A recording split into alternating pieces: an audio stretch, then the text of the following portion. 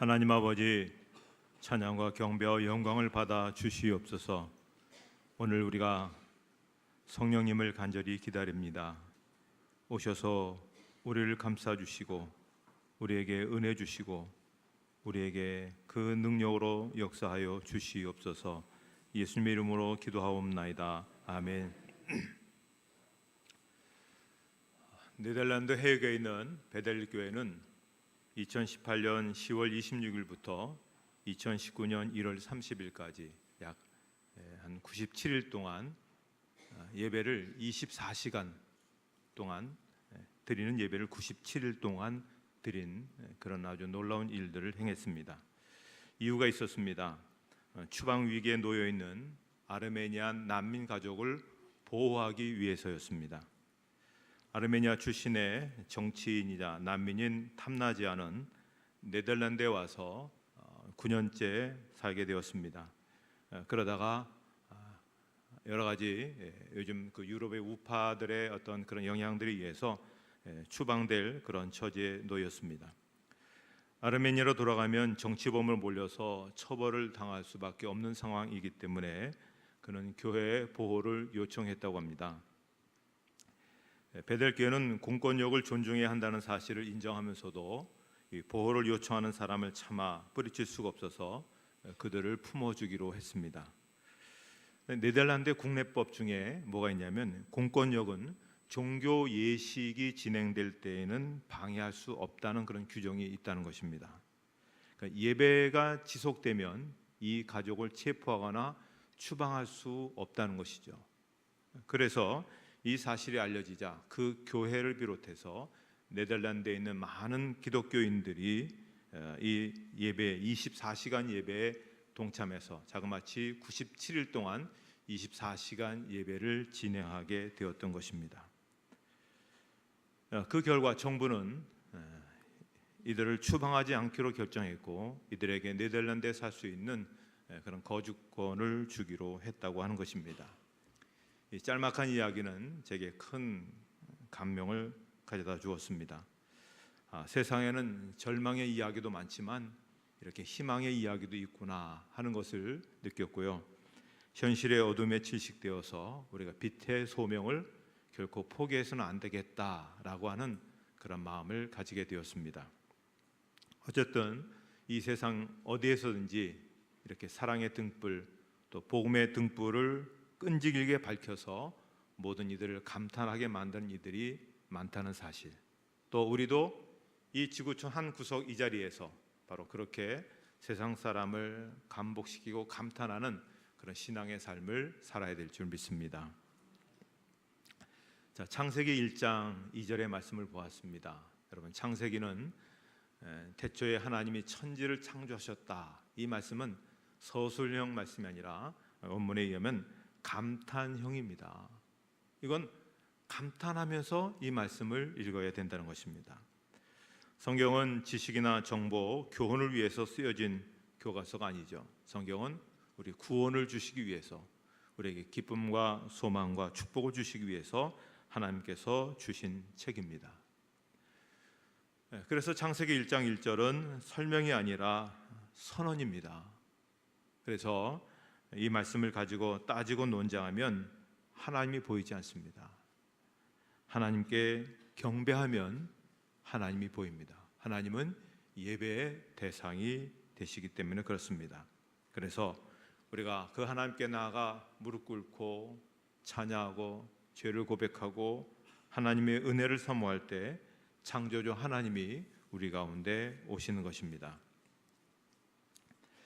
자, 1절에서 하나님이 천지를 창조하셨다라고 하는 감탄과 더불어 웅장한 선언이 있은 후에 구체적으로 창조가 어떻게 이루어지게 되었는가, 어떻게 이루어지고 있는가, 이걸 2절에 말씀합니다.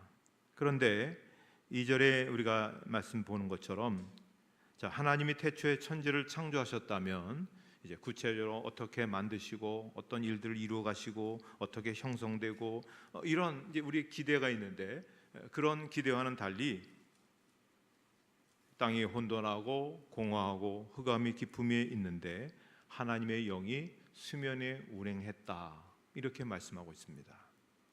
자, 왜 하나님께서 이 첫 번의 말씀을 이렇게 이어가셨는가 하는 것입니다.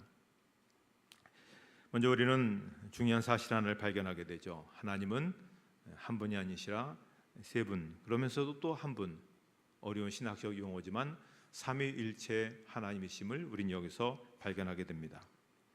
성부 하나님, 성자 하나님, 성령 하나님 계시는데, 여기서 볼 때 성부 하나님만 천지 창조하실 때 하신 것처럼 그렇게 보입니다. 그러나 그렇지 않습니다. 골로새서 1장 17절 보면 예수님도 이 현장에 계셨다는 것을 이렇게 말씀하고 있습니다. 또한 그가 만물보다 먼저 계시고 만물이 그 안에 함께 섰느니라. 창세기엔 구체적으로 나와 있지 않지만 골로새서에 보면은 예수님도 이 사역에 같이 있었다라고 하는 것을 말씀하고 있습니다. 성자 그리고 성부 하나님만 계신 것은 아니죠. 자, 오늘 본문에 있는 것처럼 성령 하나님께서도 이 창조 사역에 개입하셨음을 말씀하고 있습니다. 자, 본문에 보면 최초의 지구가 어떤 상태였는가를 세 단어로 설명합니다. 흑암과 혼돈과 공허라, 이렇게 얘기하고 있습니다. 천문학자들이 추측하기로는 이 은하계 전체의 별들이 약 한 1000억 개 정도 그렇게 구성되어 있다고 합니다. 뭐 더 될 수도 있겠죠. 정확하게는 말할 수 없는 거죠. 추측이죠. 인간의 계산법으로 계산할 수도 없고 한계를 지울 수 없을 만큼 무한대적인 그런 공간입니다. 사실 하늘 위에 별이 얼마나 있는지는 하나님 외에는 모르죠. 그걸 세려고 하면 마치 우리가 우리 머리털을 세려는 것과 같다라고 볼 수 있습니다. 이 우주의 한계는 어디일까요? 이 우주의 끝은 어디일까요? 하나님이 지으신 이 우주 만물은 인간의 상상력이 미처 따라가지 못할 정도로 크고 엄청난 것입니다. 그래서 시골에 가셔서 밤에 하늘을 보면 어떻습니까? 그 머리 위에 별이 쏟아질 듯이 그렇게 보이죠. 그 많은 별들을 하나님이 만드신 겁니다. 이 창조의 위대함을 인간이 가지고 있는 과학의 잣대로 측량할 수가 없는 것이죠. 왜냐하면 과학의 잣대라는 것은 하나님의 창조보다 더 크지 못하기 때문에 그렇습니다. 그래서 시편 8편에 시인은 그렇게 감탄하는 겁니다. 여호와 우리 주여, 주의 이름이 온 땅에 어찌 그리 아름다운지요, 주의 영광이 하늘을 덮었나이다. 주의 손가락으로 만드신 주의 하늘과 주께서 베풀어 주신 달과 별들을 내가 보니. 이어진 얘기 뭡니까? 그저 감탄하는 고백밖에는 없습니다. 과학이 발달되어서 무인 우주선을 보내고 또 사람이 있는 우주선을 달나라 보내어서 전송되어 온 달 표면 사진들 여러분 보신 적 있으시죠? 거기에 어떤 생명체라도 있습니까? 없습니다. 거기에는 화학 요소, 물질, 원자, 분자로 구성된 거대한 물체에 불과한 것을 보게 됩니다. 또 분화구 같은 것이 있지만 생명이란 전혀 찾아볼 수 없는 그저 먼지만 있는 그런 것입니다. 최근에는 좀 더 과학이 발달되어서 이 태양계에 있는 모든 그런 위성들 그리고 은하계까지 지금 보내고 있지만 그건 역시 마찬가지 있는 것을 우리는 사진을 통해서 볼 수가 있습니다. 자, 생명은 빛과 물 같은 요소들이 있어야만 존재하는데요. 지구 외에 다른 어떤 별에는 생명이 없습니다. 물도 빛도 생명도 없는 그런 하나의 물질이죠. 분자, 원자로 구성된 일정한 화학 요소들, 또 수소, 이러한 것들입니다. 오늘 본문에 공허라는 말이 있네요. 공허, 혼돈, 이게 뭡니까? 말 그대로 형태가 없다는 것이죠. 형태가 없기 때문에 질서가 없고 자연 물질 그대로 있는 그 모습 그대로입니다. 자, 여기에 이제 놀라운 일들이 벌어집니다. 자, 다시 한번 오늘 우리 본문의 말씀 한번 읽도록 하겠습니다. 창세기 1장 2절 말씀입니다.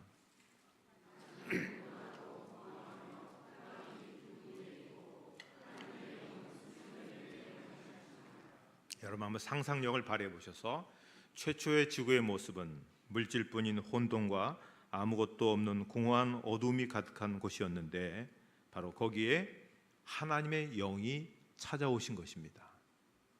하나님의 영이 찾아와서 지구를 감쌌다. 지구를 감돌았다.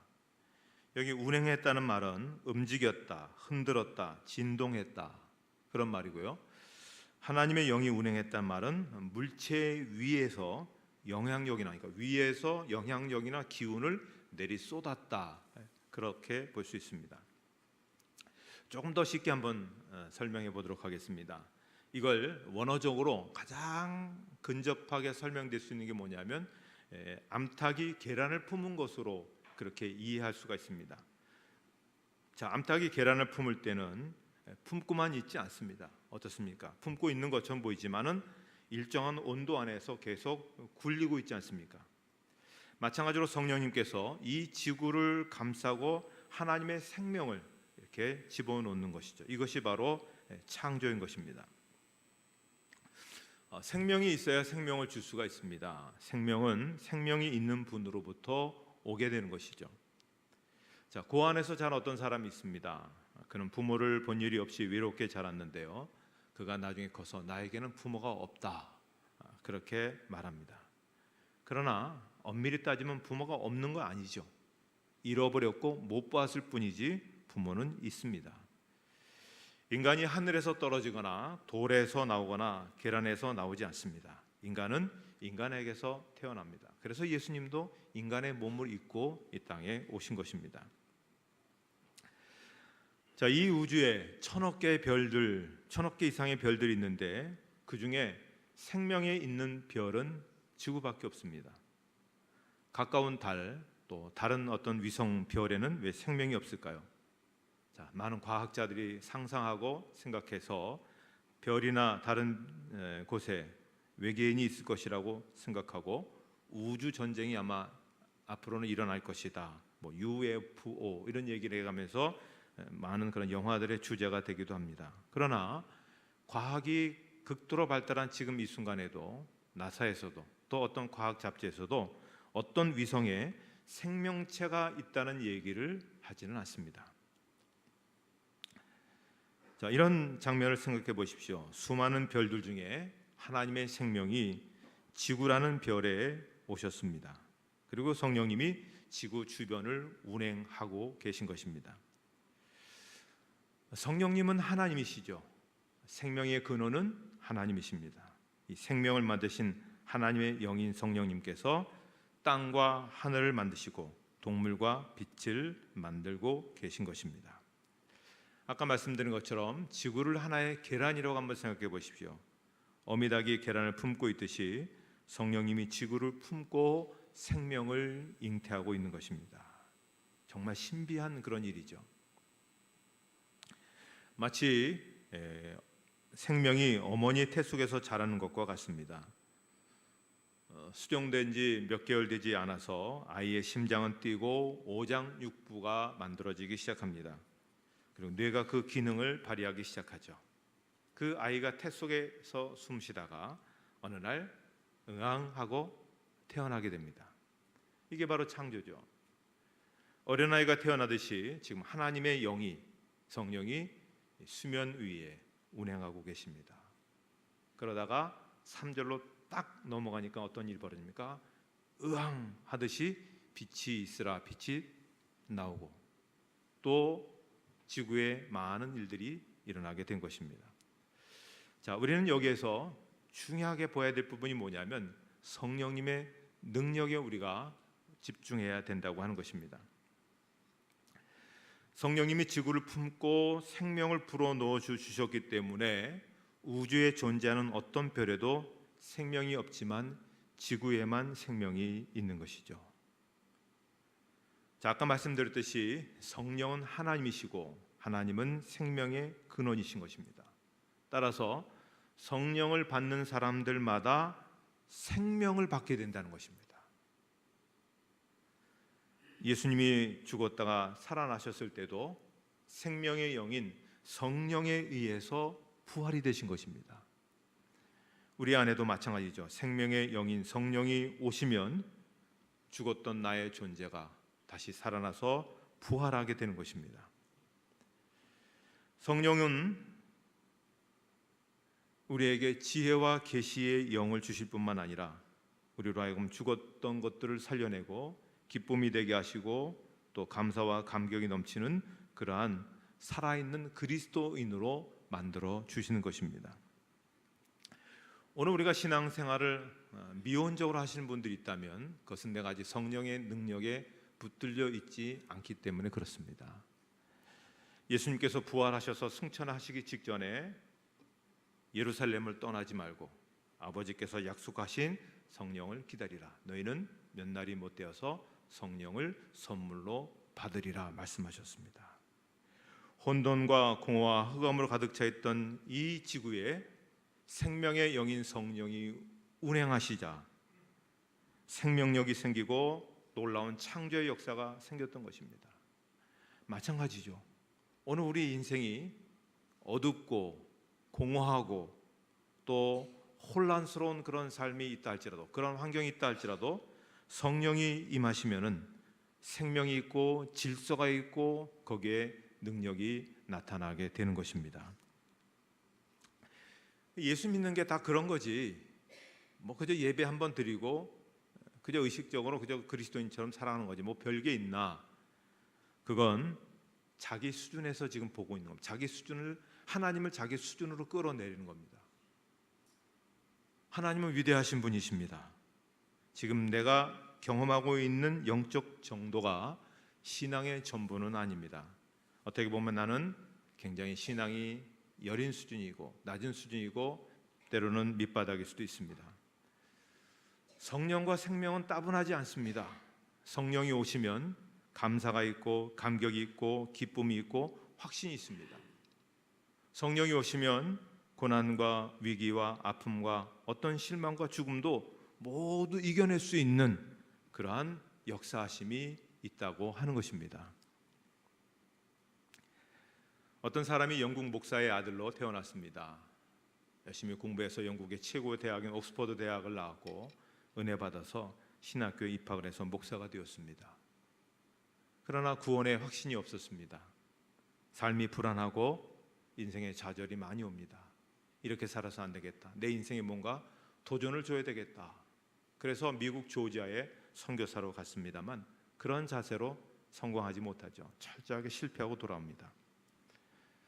자, 돌아오는 길에 배를 타고 오는데 대서양을 건너는데 큰 태풍이 일어납니다. 이 바다 위에서 망망대해에서 태풍을 만나면 사람이 두려움에 사로잡힙니다. 죽음의 어떤 두려움에 사로잡힙니다. 그래서 막 두려워하고 있는 그 순간인데 어디서 찬송 소리가 들리는 겁니다. 남들은 저 어디 구석에 박혀서 살아남으려고 그렇게 하는데 보니까는 몇 명의 그리스도인들이 그것도 막 파도가 막 이리저리 치는 갑판 위에서 찬송을 부르는 겁니다. 담대하게. 순간 나는 목사인데, 나는 배울 만큼 배운 사람인데 저들은 왜 저렇게 나와는 다르게 담대하게 저렇게 하고 있을까?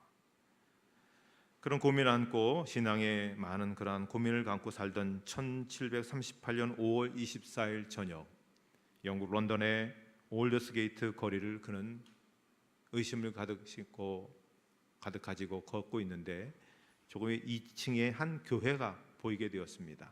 작은 교회죠. 올라가서 보니 목사님도 계시지 않았습니다. 예배는 드리는데 교인 한 분이 나와서 로마서 서문을 쭉 읽고 있습니다. 그 자리에 가만히 앉았는데 잠시 후에 그에게 성령이 그에게 임했습니다. 마음이 뜨거워지고 감동이 몰려오고 죄가 회개되고 눈물이 나고 이날 이후 요한 웨슬레는 굳어진 영국 교회에 새로운 기운을 불어넣었습니다. 그래서 감리교회가 탄생한 것이죠. 감리교 운동은 산업혁명이 진행되면서 극도의 타락으로 그 수렁으로 빠져들던 영국 사회를 깨끗하게 만드는 그런 역사를 일으키게 되었습니다. 한 사람의 인생에 성령이 운행하시니 세상을 변화시키는 디딤돌이 되었던 것입니다. 그렇습니다. 지금 이 순간 이 자리에서 겸손하게 성령님을 받아들이고 성령님의 운행하심을 사모하고 성령님의 운행하심이 우리의 영혼을 감싸주기를 간절히 기도하고 사모하게 될 때 그 생명력 있는 성령의 역사하심이 우리를 감싸게 될 것입니다. 그분의 그 능력으로 인해서 우리를 힘들게 했던 모든 환경들은 변화될 것이고 귀신들은 떠날 것이고 문제는 해결될 것이고 인격은 변화될 것이고 질병은 치료될 것입니다. 그 어떤 누구도 해결하리라 할 수 없었던 그 절망의 사건들이 희망의 사건으로 우리에게 다가오게 될 것입니다. 성령이 운행하시니 빛이 있었고 그 다음에 그 놀라운 창조의 역사가 있던 것처럼 우리 인생에 새로운 창조의 역사들이 나타나게 되는 것입니다. 성령 강림절을 맞이해서 그런 성령님을 기대하시고 또 그렇게 변화의 경험을 하셔서 그렇고 그런 신앙인이 아니라 생명력이 있고 열매가 있고 능력이 있는 그런 삶으로 살아가시기를 주님의 이름으로 축복합니다. 하나님 아버지, 저희가 간절히 사모하고 기대합니다.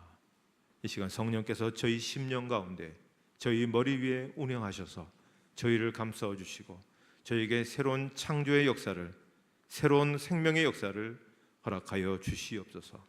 무질서하고 공허하고 혼란 속에 있던 저희 인생과 저희 삶에 새로운 질서와 새로운 창조와 새로운 생명으로 나아가는 복된 삶이 되게 하여 주시옵소서. 예수님의 이름으로 기도하옵나이다. 아멘.